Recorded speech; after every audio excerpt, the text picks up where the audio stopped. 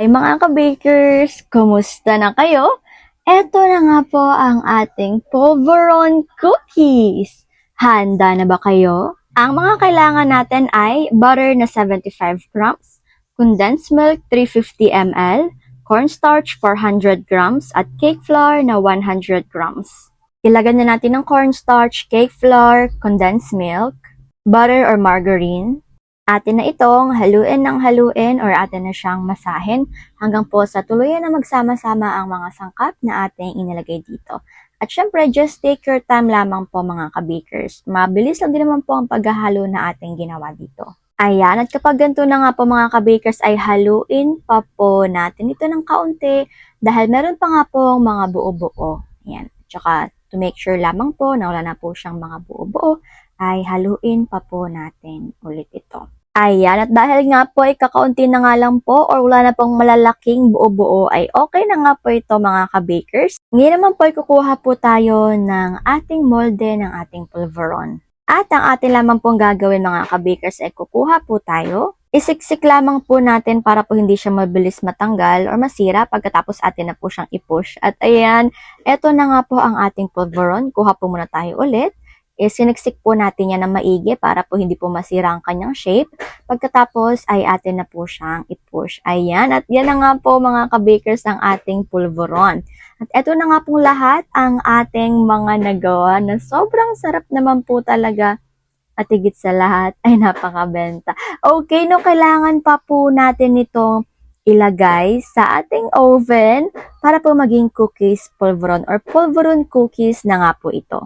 Ang oven temperature po natin dito ay 200 sa taas, 200 sa baba at ang baking time ay 10 minutes lamang. Pagkatapos po ng 10 minutes ay luto na nga po ito. Atin na nga pong hanguin para po maipalamig na rin po natin ito. Okay, at dahil nahango na nga po, ay eto na nga po ang ating finished product mga ka-bakers na sobrang sarap at sobrang yummy naman po talaga.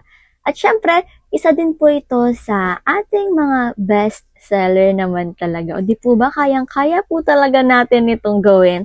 Kaya naman po mga ka-bakers, gawin na po natin ito.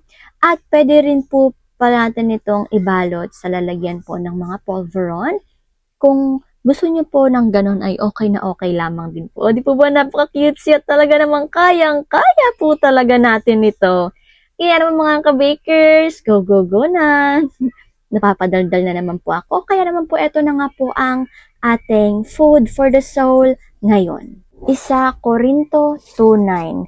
Hindi pa nakikita ng mata o naririnig ng tainga ni hindi pa sumasagi sa isip ng tao ang mga inihanda ng Diyos para sa mga umiibig sa Kanya. Amen, amen, amen! Purihin natin ang ating Panginoon. Nakakakilig naman po talaga ang ating Bible verse ngayon.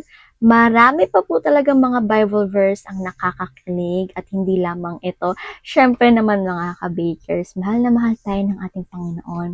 At sana'y ibigin pa natin siya ng lalo dahil siya ang ating Ama, ang ating Panginoon, ang ating Diyos at Hari ng mga hari magpakailan pa man siya ay hindi nagbabago noon, ngayon at magpakailanman at siya ang nabubuhay magpakailanman. Kaya wag tayong wala ng pag-asa, okidos. Hanggang dito na nga lang po muna ako. Paalam muna. Take care at higit sa lahat ay God bless.